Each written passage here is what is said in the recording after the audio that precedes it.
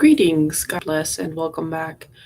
So, people have been talking and complaining about other members of society, and I have been paying attention to the Lyme community. Lyme disease is like systemically undiagnosed, and people who have chronic Lyme are gaslit by doctors. But I would also say, like, doctors gaslight anybody who doesn't fall into the paradigm of getting surgery, taking medications, doing an X-ray, getting like I would leave it at that. Um, and so when people are not properly, like, not given medical care, like, people go to the doctor because they don't know what else to do, and being responsible, they go to the doctor, and then they're gaslit by the doctor, and they're not treated, and and, uh, and then we have, all these dangerous chemicals that are put into the environment, weird stuff put in through, chemtrails to reflect the light of the sun, and then we have fluoride in the water, and who knows what else is in the water. And apparently, our drinking water is sewage that's treated by the water treatment plant. So we're drinking just processed sewage. That's just, like wheat gets water, but it's not.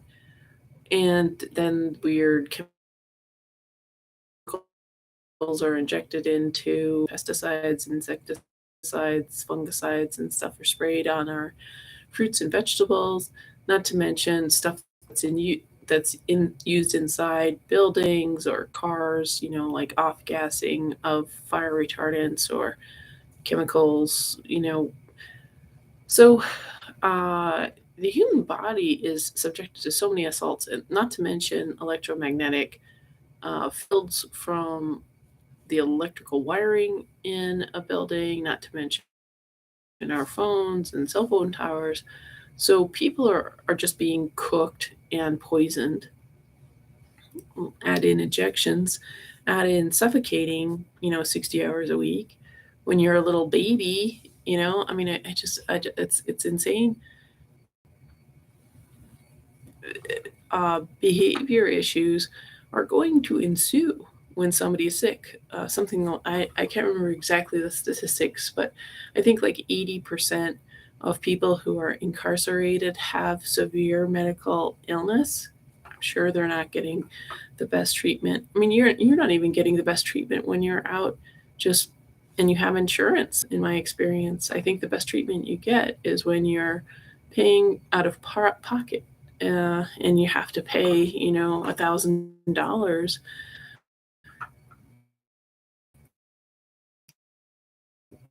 for um, barely. Providers I go to are not that great. I have to do their work for them. They're just, allowing me to get, certain, like, alternative testing or alternative uh, medication. So you're not even getting good service when you are paying out of pocket. Uh, so anyway, um, there's this major effort engineered to compromise the health of, I think, Americans in particular. And when people are unhealthy, number one unhealthy member of your family is going to affect the whole family, and it's going to affect the whole community. Because when you're not healthy, are you going to be mowing your lawn?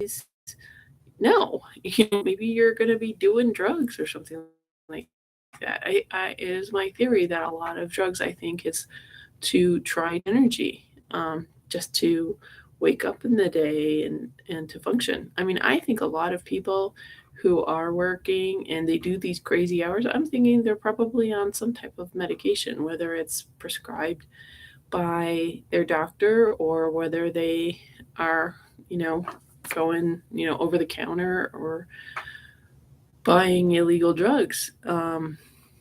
Because I don't know how, like, even when I was healthier than I am now, I mean, just people had so much, they were just always busy, like they were always up. And I'm like, I need sleep. I need at the end of the day, I need to go to sleep. Um, so so anyways, people like to bash other people for becoming addicted or for homelessness or for whatever. And I think like if you need to take a look at this the what people like some people's biology just cannot handle all the toxins in the environment, all the like sound pollution in the environment. I would add all the ugly stuff in the environment. So many buildings are so ugly. The sculptures, all the new sculptures that are on university campuses, can they be most inexplicably ugly or disgusting art? Like huge. This cost maybe 10,000, who knows, maybe $100,000. It's like a garbage dump, but that's what the communists want. They want you to look at ugly stuff because it hurts you. It hurts your feelings. And that's what the communists want to do. They want to demoralize you. They want you to look at this ugly pile of junk, this garbage, and just, so when you're looking at junk, you're looking at garbage, you're getting your feelings hurt. It demoralizes you. You're like, life is futile, life is garbage, life is junk, my life is junk, my life is garbage. And that's what this art does. Because do you think that's what the globalists have in their house? I mean, yes, they have horrible images of child human trafficking, like Jamie Lee Curtis and Podesta.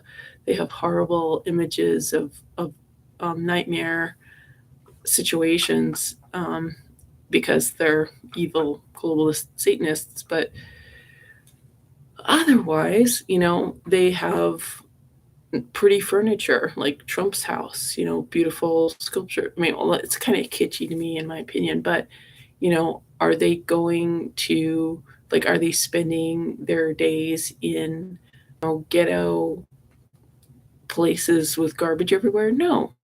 Like they're going to their chalet in Switzerland or something like that. Um, like these people who have vast resources surround themselves with beauty because it does something for you, while these people are also perpetuating the most horrible evils. Um, like when they're not doing that, they're around elevated culture, and yet what these globalists, Satanists, communists want is for us to see piles of garbage and hopeless, demoralizing images and situations, so that we become demoralized, so we lose our strength, so we are weakened. And I think it's a crime. It's a huge shame when cities install horrible art in universities, especially install horrible art. It's like subliminal life as futility. And I'm sure that the decision makers are aware of that, and that's their intent because they're probably doing child human sacrifice somewhere. And I know I'm speaking in broad strokes. Not everybody is doing human sacrifice, but um, if we take a look, I'm sure there is something that is going on with any place that's associated with major government grants, major private grants. It's just there's these connections to cults, and um, it's I know it's extraordinary to consider or to say, yet do your due diligence. Just looking at current events and weird. Are the drag queens in kindergarten classes, and you know they're wearing mini skirts and some of them don't have underwear on, and like like And people are so brainwashed they cannot uh, conclude that is inappropriate. We do not need to get little children into gay male culture when they're in kindergarten. Like, and when a child is in kindergarten, do they need to learn how to knit? When a child is in kindergarten, do they need to know um, um, how to bake? Uh, I mean, it's like any kind of or whatever or hobby that an adult has, um, like that is not something a kindergarten child needs to learn. And somebody in kindergarten does not need to learn about gay male sexuality. And somehow that's considered rude to, like, for what, children in kindergarten don't need to know about heterosexuality. They don't need to know what two adult man and women do, a man and a woman do in a bedroom. Like that, kindergarten children don't need to know that. So they certainly don't need to know what two men do in the bedroom. But somehow that is an atrocity for me to say. And the thing is, why shouldn't we force little babies to know about gay male sex? It puts a lot of pressure on a child. That's like, have you ever been somewhere where you didn't know the language? Have you ever had a job where you didn't know how to code C plus or something like that? And, maybe some people are fine about it. Maybe you don't care. But some people feel like they need to get up to speed. Some people just can't, they get overwhelmed. And to expect a child to respond sexually to an adult sexual expectation is a lot to put on a child. It's inappropriate. It's unfair. It's immoral. But of course, we are in an immoral world right now. There's no moral backbone. There's only political correctness. But with that, with just everything being based on political correctness, you get not only the breakdown of civilization, but the de-evolution of humanity.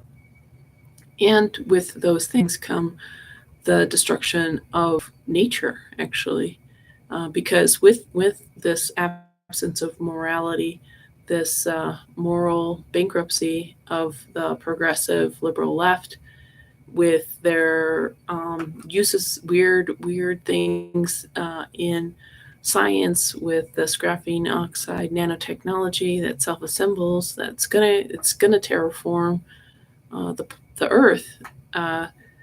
So that's going to harm God created creatures, bacteria. I mean, the hand sanitizer that kills bacteria in nature. But, politically correct mass holes are like, oh, you know, as long as I feel good, it's gonna be all right. I mean, it's psychotic.